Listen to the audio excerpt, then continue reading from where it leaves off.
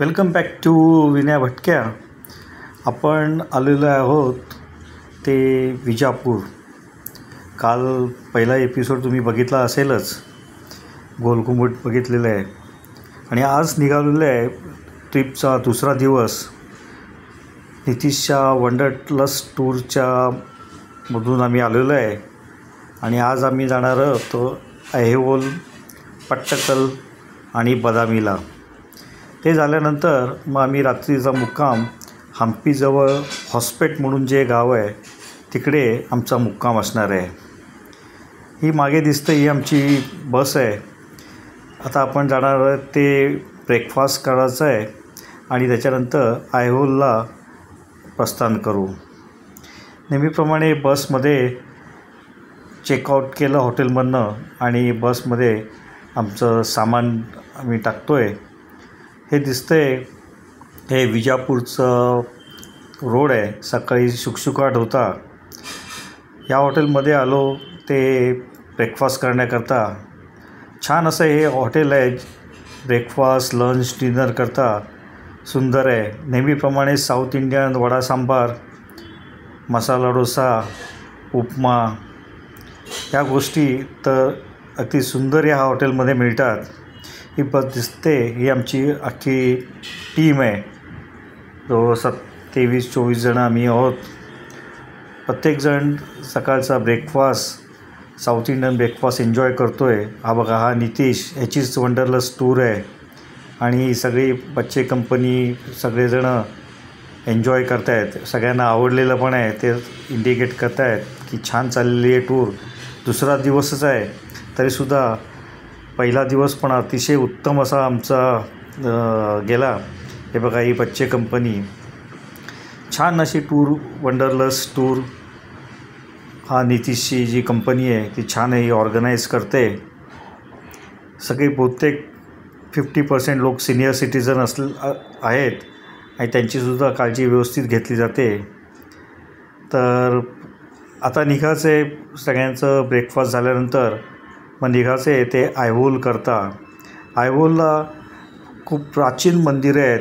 साधारण 7 ते 10व्या शतकातली मंदिरं आहेत.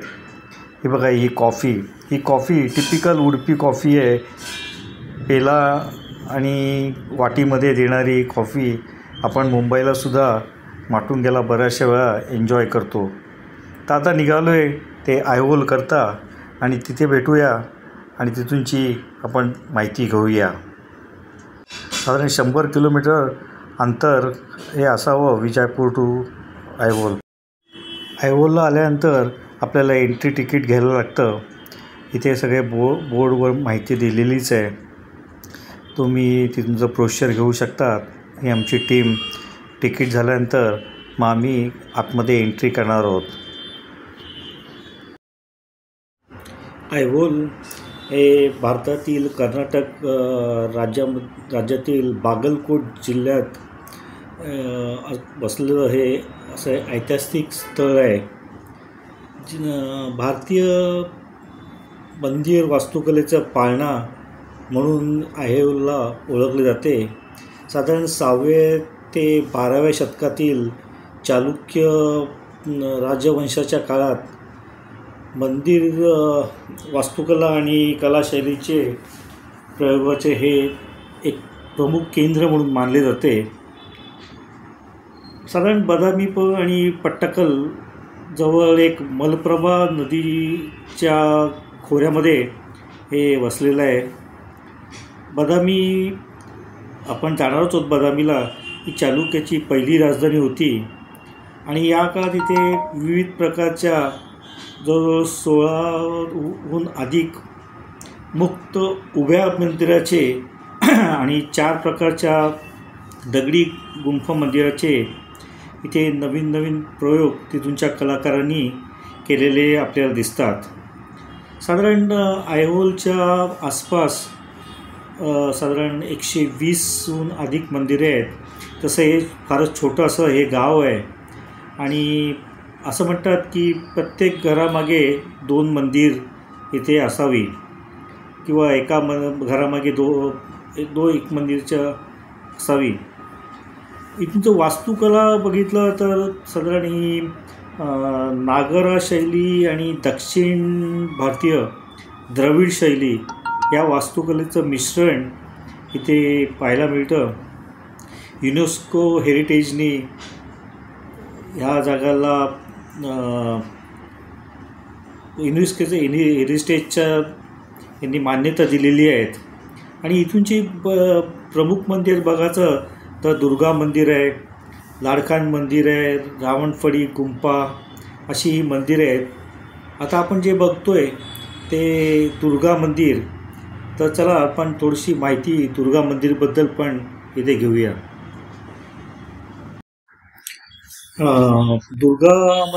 दुर्ग मंदिर हे चालुक्य स्थापत्य कलेचा एक उत्कृष्ट नमुना म्हणून मानलं जातं. या मंदिराचे नाव दुर्गा देवीवरून पडलेले नाही, तर दुर्ग म्हणजे किल्ला, आणि ह्या किल्ल्याची तटबंदी जवळ असल्यामुळे याला हे नाव मिळाले असावे असे बरेचसे लोक इथे म्हणतात किंवा वाचण्यात येतं. हे मंदिर प्रामुख्याने भगवान विष्णू किंवा शिव यांना समर्पित मानले जाते, कारण मंदिरात दोन्ही देवांच्या मूर्ती आढळतात. कारण कलाकुसर तुम्ही बघाल वरती खाली तिथे दिसतंय, हे विष्णू आणि शिव यांच्या बरेचशा आपल्याला इथे कलाकुसरी बघायला मिळतात. ऐहोळे प्राचीन आणि मध्ययुगीन बौद्ध, हिंदू आणि जैन स्मारकांचे ऐतिहासिक ठिकाण म्हणून मानले जाते, आणि त्याला मगाशी सांगितल्याप्रमाणे भारतीय मंदिर स्थापत्य कलेचा पाळणा म्हणून मानले जाते. आता हे जे मंदिर आहे द्रविड आणि नागरी वास्तुशैलीचे मिश्रण जे मगाशी सांगितलं तसं दाखवलं जातंय. मंदिराची रचना वैशिष्ट्यपूर्ण असून ती गजपृष्ठ शैलीची, म्हणजेच काय तर मंदिराचा मागचा भाग जो आपण बघितला तो साधारण वर्तुळाकार आहे, म्हणजे हत्तीच्या भागासारखा दिसतोय. आणि हे बघा, ही पण शिल्प बघा, इथे कोरलेली शिल्प आहेत. आणि ही सगळं फार दुर्मिळ आहे, 7व्या ते 10व्या शतकात बनवलं आहे. मंदिराचं जर आपण जेव्हा बघतो तेव्हा त्यांचं बांधकाम आहे ते उंच चौथऱ्यावर केलेलं आपल्याला दिसतंय. आणि ह्या कमानी आतमध्ये पण बघा किती सुंदर हे केलेले आहे. मंदिराच्या बाजूला असा गर्भगृहाभोवती प्रदक्षिणा मार्ग आहे. आता आपण तिथे जाऊया. आणि त्याच्या भिंतीवर सुद्धा विविध देवदेवतांचे पौराणिक कथेची शिल्प अशी कोरलेली आहेत. बघा, या खांबावर पण बघा किती सुंदर अशी शिल्प कोरलेली आहेत. प्रत्येक गाईड तुम्हाला ही निरनिराळी प्रकारची माहिती देत असतोच. तुम्ही वाचन करून गेला तर तुम्हाला अजून बरीचशी काही माहिती मिळेल, कारण हे इतकं कॉम्प्लिकेटेड किंवा खूप माहिती असलेलं असं हे गाव आहे. आणि या मंदिराची सुद्धा माहिती तुम्हाला गाईड करणं सुद्धा थोड्याशा वेळात 15-20 मिनिटात फार काय मिळत नसते, पण जाताना नक्की इतिहास वाचून जा. हे बघा, ही खांबावरची पण शिल्पकला पण बघा, अप्रतिम अशी ही शिल्पकला आहे. 7व्या ते 8व्या शतकात बदामी चालुक्य राजवंशाच्या काळात हे बांधलेलं गेलं असावं असं इथे नोंद आहे. आणि हे बघा, ह्या मूर्ती पण बघा किती सुंदर अशा मूर्ती आहेत. साधारण हे तुम्ही ऐहोळला जेव्हा येतात या मंदिराचं बघा, आणि खिडकी पण बघा, त्या तिच्या निरनिराळ्या प्रकारच्या खिडक्यांच्या जाळ्या आहेत. तुम्हाला तिथे स्वस्तिक असलेलं सुद्धा मिळेल. बघा, ही दिसते, ही स्वस्तिक असलेली ही जाळी आहे. आणि ही शिल्प पण बघा किती सुंदर अशी शिल्प आहेत. म्हणजे त्या काळात ज्या लोकांनी हे कोरलं असावं त्यांच्याकडे काय प्रकारचं टेक्निक इथे असावं. ही जी आपण बाहेर जी गॅलरी आहे इथे, त्या गॅलरीमध्ये ही शिल्प आहे. आणि इथे दिसत आहे ही वेशभूषा महिलांची केलेली शिल्प आहेत. असं म्हणतात की जवळजवळ 42 प्रकारच्या वेशभूषा इथे केलेली ही शिल्प आपल्याला बघायला मिळतात. इतिहासकारांनी बरंचसं याच्यावर रिसर्च केलेला आहे आणि त्या रिसर्चच्या आधारे बरीचशी माहिती सुद्धा आता अवेलेबल आहे. गाईड सुद्धा आपल्याला माहिती देत असतातच, पण थोड्याशा वेळात सगळी माहिती मिळणं सुद्धा जरा कठीण असतं.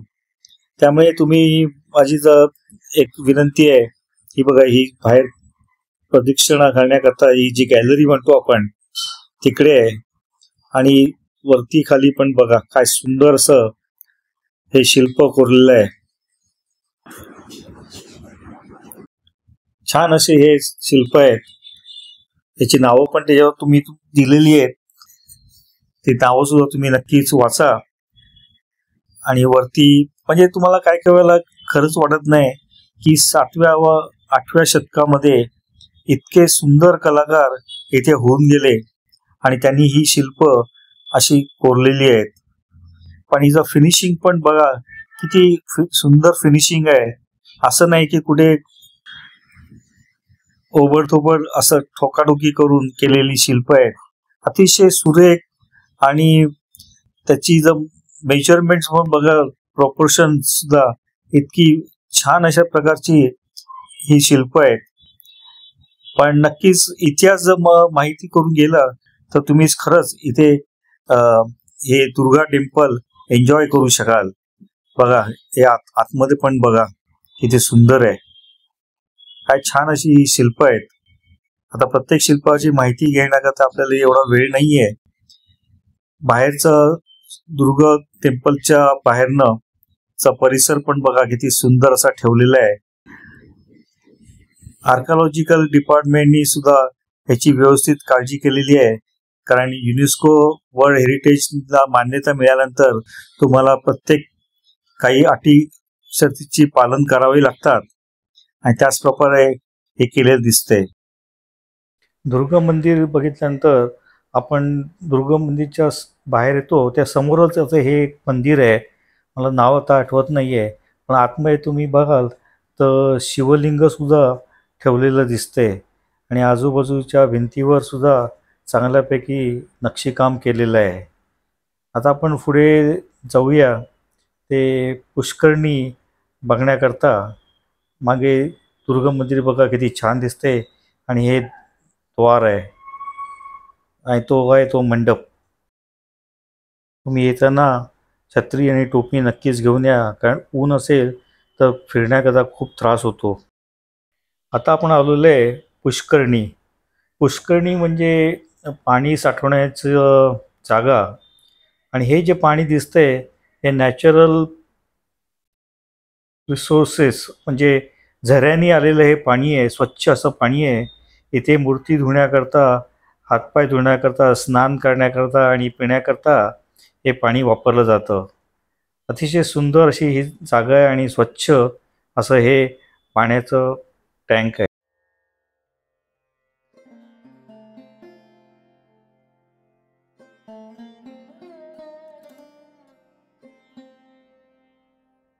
मगाशी आपण दुर्गा टेम्पलचा मंडप बघितलं आणि ह्या मंदिराच्या संदर्भात दोन गोष्टी आहेत.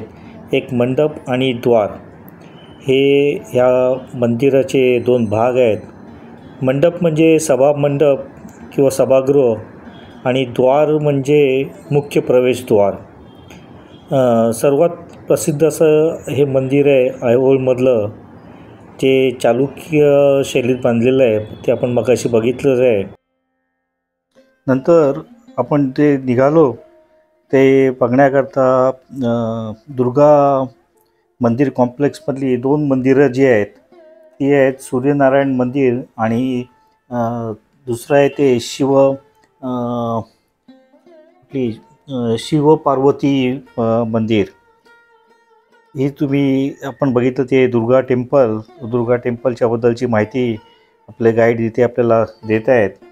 सूर्य मंदिर जे हे एक पण असो प्राचीन मंदिर आहे आणि नेहमीप्रमाणे 7व्या किंवा 8व्या शतकात हे बांधलं गेलं असावं. आता ह्या मंदिराची जी वास्तुकला जे म्हणतात ती वास्तुकला आहे रेखा नागरा शैलीतल्या वास्तुकलेसारखीच अ, ही वास्तुकला आहे. आणि मंदिराच्या गर्भगृहात सूर्याची मूर्ती आहे. सूर्यदेवाच्या मूर्तीमध्ये त्यांना रथात असे उभे दाखवण्यात आलेलं आहे आणि त्यांच्या दोन्ही हातामध्ये कमळाची फुले. रथाच्या बाजूला 7 घोडे कोरलेले दिसतात, जे सूर्याच्या रथाचे प्रतीक आहेत. हे ऐतिहासिक असं हे मंदिर आहे. बहुतेक मंदिरं जी ऐहोळला जी आहेत ती मंदिरे शिव किंवा विष्णुदेवाला समर्पित केलेली आपल्याला दिसतात. सूर्यनारायण मंदिर हे त्या भागातले काही मोजक्या मंदिरांपैकी एक आहे आणि हे अतिशय वास्तुकलेमधलं उत्कृष्ट उदाहरण असं म्हणता येईल. नंतर ते बघितलं ते शिवपार्वतीचे मंदिर. सगळ्याच गोष्टी काय ते नीट शूटिंग करताना आल्या नाहीत, कारण वेळ फार कमी होता. त्या वेळेमध्ये जे काय माहिती आपल्याला जमा करता आली ती तुम्हाला दाखवलेली आहे. शिवपार्वतीचं मंदिरसुद्धा शिल्प अतिशय सुंदर असं हे शिल्प आहे. आणि ही जी मंदिरं तुम्हाला दिसत आहेत ही पण एक फार पुराणी अशी मंदिरं आहेत. साधारण 8व्या-9व्या शतकातली ही मंदिरं आहेत. सगळ्याच गोष्टीची माहिती घ्यायलासुद्धा गाईड आपल्याला थोडंफार माहिती देत असतो आणि बरंचसं चालायला लागतं, ऊन पण असतं. त्यामुळे मागे सांगितल्याप्रमाणे छत्री आणि टोपी घेऊन तुम्ही नक्की करा. आता आपण जाणार आहोत लाडखान मंदिर बघण्याकरता.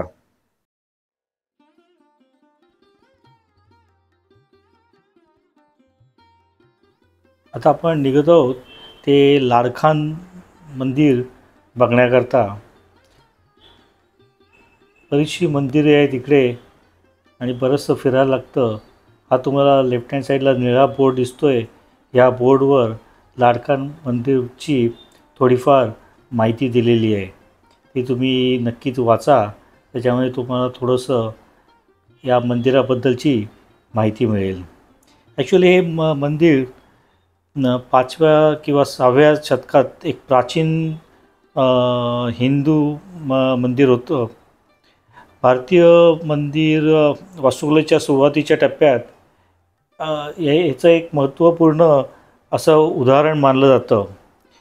नंतर हे जे काळ जो सांगितला आहे 5व्या ते 6व्या शतकात असं बांधलेलं मंदिर सर्वात जुनं मंदिर आहे.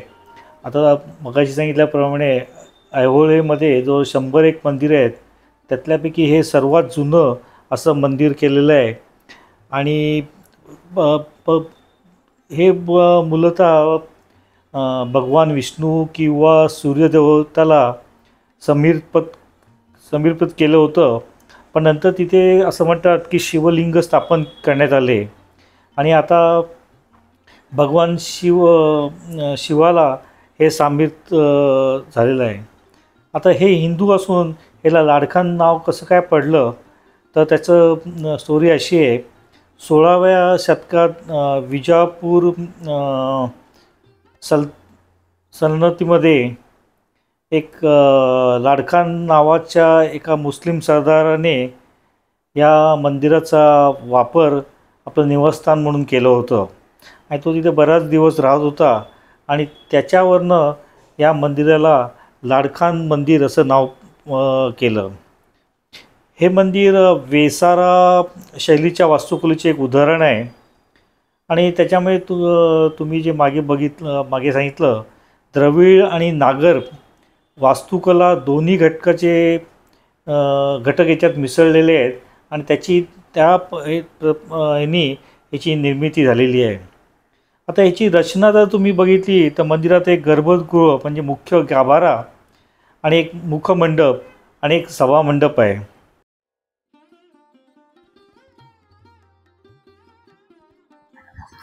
कोडारा गुडी हे सुद्धा टेम्पल दुर्गा टेम्पलच्या कॉम्प्लेक्समध्येच परिसरात आहे. हे पण मंदिर साधारण 505व्या शतकात असून चालुक्य राजवंशाच्या सुरुवातीच्या काळात ते बांधले गेले असावे. एका 8व्या शतकातील शिलालेखानुसार या मंदिराला भगवती मंदिर असेही म्हटले जात असे. मंदिर मडप्पा शैलीत बांधलेले आहेत आणि हे जे आपण लाडखान मंदिर आता जे व्हिजिट केलं त्याच्याच धर्तीवर हे मंदिर बांधले गेलेलं दिसतंय. आणि सर्व मंदिरांसारखेच हे सुद्धा अतिशय जुनं मंदिर आहे.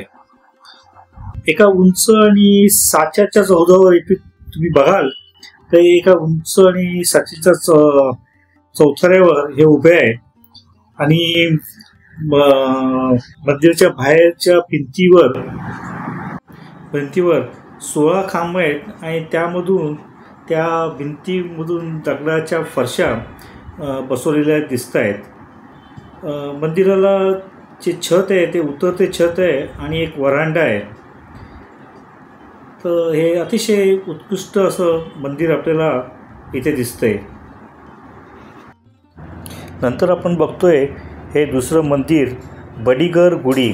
हे सुद्धा 9व्या शतकातलं आणि दुर्गा मंदिराच्या कॉम्प्लेक्समध्येच बसलेलं हे मंदिर आहे. हे मंदिर मूलतः असं म्हटलं तर सूर्य मंदिर म्हणून पूर्वी हे ओळखलं जात होतं, कारण मंदिराच्या गर्भगृहावरील एक वक्र शिखर सूर्यदेवाची प्रतिमा तिथे होती. आणि सध्या हे पण पुरातन विभागाच्या अंडर हे मंदिर आहे. हे मंदिर बदामी चालुक्य शैलीत बांधलेलं आहे आणि ह्यामध्ये एक मंडप, वरांडा आणि गर्भगृह आहे. पूर्वी या मंदिरामध्ये एक सुतार, ज्याला कन्नडमध्ये बडीगेर असं म्हणतात, एक सुताराचं कुटुंब इथे राहत असे आणि त्यामुळे ह्या मंदिराला बडीगेर गुडी असे नाव पडले असे म्हटले जाते. दुर्गा मंदिराच्या समूहातलं अजून एक मंदिर म्हणजे चक्रगुडी. हे सुद्धा 9व्या शतकातील भगवान शिवाला समर्पित असलेले हे प्राचीन मंदिर. आणि जसं जी बाकीची आपण जी मंदिर बघितली ती चालुक्य राजवंशाच्या सुरुवातीच्याच काळात हे सुद्धा बांधलं गेलं होतं. म्हणजे ही सर्व मंदिरं साधारण 7व्या ते 9व्या शतकाच्या आसपास सगळी बांधली गेली होती. आणि ह्याची जे मंदिर आहे हे साधारण नागर शैलीच्या शिखरासाठी म्हणून हे शिखर दिसते तसे ओळखलं जाते. या शिखरावर एक अमलका कळसासारखा एक भाग आहे, त्यामुळे कदाचित त्याला चक्रगुडी नाव पडलं आहे. मंदिराच्या गर्भगृहाच्या दरवाजाच्या चौकटीवर आपण गेलो तर आपल्याला दिसतं की गरुडाची आणि 2 सापाची आकर्षक नक्षी पण इथे दिसते. या मंदिराला एक मोठा मंडप आहे आणि त्या मंडपामध्ये असे गोल असे खांबसुद्धा आपल्याला दिसत आहेत. नंतर ह्या मंदिराच्या बाजूला जुनी विहीर किंवा एक पुष्करणी पण आपल्याला इथे पाण्याचे असं हे दिसतंय. तर असे होते हे ऐहोली दुर्गा मंदिर समूहातली मंदिरं. 9 मंदिरं आहेत. सगळी बघायला जर तुम्ही व्यवस्थित बघायची असेल तर तुम्हाला 1-2 दिवससुद्धा पुरे पडणार नाहीत. आपली ही धावती भेटसारखीच झाली. साधारण 1-2 तासामध्ये आपण ही मंदिरं बघून झाली. नंतर आपण त्या म्युझियममध्ये सुद्धा जाऊन बघितलं. तर अशी ही मंदिरं फार प्राचीन काळातली आपण बघितली.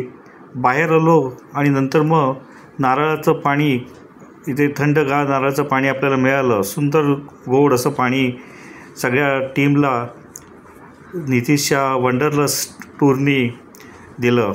आता ह्याच्या पुढे आपण जाणार आहे ते पडक्कलला आणि तिथूनची मंदिरं बघून नंतर मग आपण बदामीला जाणार आहोत. तर थँक्स फॉर वॉचिंग. व्हिडिओ आवडल्यास लाईक करा, शेअर करा, माझ्या चॅनलला सबस्क्राईब करायला सुद्धा विसरू नका.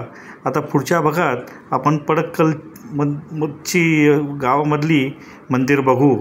तोपर्यंत bye bye and take care.